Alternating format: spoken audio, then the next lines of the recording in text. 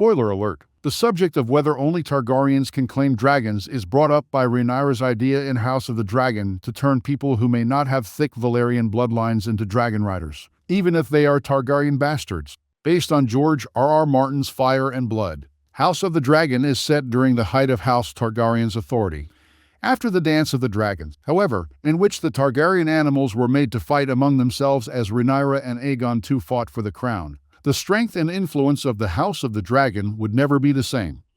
The battle at Rook's Rest and Luke's Passing caused the conflict to worsen, despite Rhaenyra and the Green Council making every effort to keep the dragons out of the war. Rhaenyra knew she would need to employ all of Dragonstone's strength when the first of Team Black's dragons fell from the sky. The issue, though, is that Team Black lacked enough riders to fully utilize all of their dragons. Rhaenyra's search for fresh Dragonriders is connected to a broader mystery in Game of Thrones about the true specialness of Valyrian blood. Welcome to Movie Spy. The only Dragonriders are the Targaryens, who go back to ancient Valyria. The only Dragonlords to survive the Doom were the Targaryens. The Valyrian freehold housed the greatest power in the known world prior to the advent of the Iron Throne. This authority was centered in Valyria, and the majority of Essos was under the rule of this unofficial kingdom. The Valyrian freehold was mentioned in art, warfare, sailing, and other contexts prior to the Doom of Valyria, which is mentioned multiple times in the television series Game of Thrones. The exact number of formal houses in this area before the Doom is unknown, but the Dragonrider houses were by far the strongest and most prominent. They had the title Dragonlords. The only Dragonlords from ancient Valyrian history that are known to exist are the Targaryens, the Balorys, and a man by the name of Orion, according to Fire and Blood, and an universe history book that has very little knowledge on the early history of Essos. Furthermore, how these families and individuals were able to form bonds with dragons is a mystery. Blood magic is a common theory that would give the impression that only members of a particular lineage can become Dragonriders.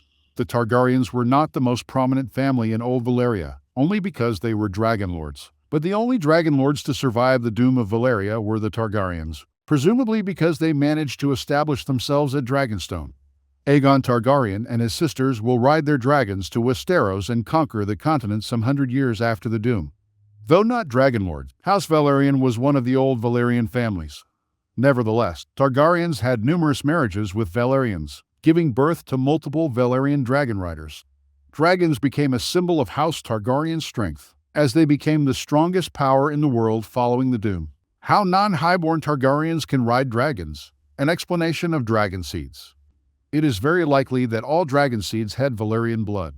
It is believed that one needs the blood of old Valyrian Dragonriders flowing through them in order to mount a dragon. After years of intermarriages with other families, notably the Valyrians, House Targaryen was once the dominant family in Westeros, but that is no longer the case. Jace and Rhaenyra's strategy to search for new Dragonriders beyond their immediate family is based on this ever-expanding family tree. Then came the Dragon Seeds, a group of supposedly bastardist Targaryen people who rose to the situation and took control of Dragonstone's remaining dragons. Dragon Seeds are the men and women who managed to claim dragons in spite of not being highborn Targaryens. Although their lineage is unknown, these bastards are thought to be descended from either House Valyrian or House Targaryen. Rhaenyra's desperate intention to use Dragon Seeds was evident. She was ready to set aside the Targaryens' banner of blood superiority and gift a dragon to anybody who could saddle one. Given that the majority of Team Black's dragons were idle, the Greens had a significant edge with Aemond, the rider of Beggar, serving as Aegon II's regent. Rhaenyra comes to the realization that Jace's plan is not as crazy as it seems in House of the Dragon. Season 2, Episode 7. Rhaenyra concluded that even bastards could accomplish such a feat, despite Jace's official limitation to highborn lords and ladies with even the smallest hint of Valyrian blood in their veins. This was due to Adam of Hull's assertion that Seasmoke was such a person. It is significant to note that Rhaenyra was ignorant of Adam of Hull's true ancestry. Adam and Alan are the bastards of Corlys Velaryon. Dragons were also claimed by Ulf and Hugh, two Targaryen bastards from King's Landing. The dragons are a part of House Targaryen's supremacy rhetoric, but is Valyrian blood really required to ride a dragon? Neither Fire and Blood nor A Song of Ice and Fire contain any examples of Dragonriders whose ancestry does not connect to Old Valyria in some manner. Having said that, this does not prove that a person must be of Valyrian descent in order to ride a dragon. This belief has been exploited by the Targaryens to strengthen their dominance, especially in Westeros. Being able to form bonds with such amazing creatures should prove that they are the closest to the gods of all. After all, they are the House of the Dragon. The reason the dragons are so significant to the Targaryens in Westeros is summed up in Rhaenyra's opening statement in House of the Dragon Season 1, Episode 1. They make people think that they are more powerful than ordinary men. However, there is no hard proof that having a dragon as a friend correlates with having Valyrian ancestry.